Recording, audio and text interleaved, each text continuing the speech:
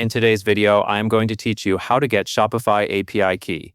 To begin, open your web browser and log into your Shopify admin. Make sure you are signing in to the correct store, especially if you manage more than one. Once you are inside the admin dashboard, take a moment to confirm you have the right permissions. Access to app development settings can be limited on some accounts, so if you do not see the options I mention, you may need an account owner or administrator to grant access. Next, look for Settings. You will usually find it near the bottom of the left-hand navigation in Shopify admin. Click Settings, and then find the section called Apps and Sales Channels. This is where Shopify manages the tools and integrations connected to your store, including custom apps that you build for private use. Inside Apps and Sales Channels, you will see an option labeled Develop Apps.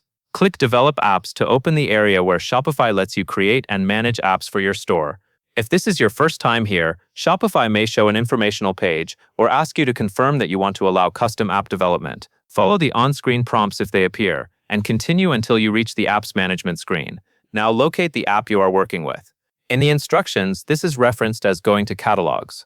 Open that area, then find the API key section for the app. When you see the API key, click to copy it.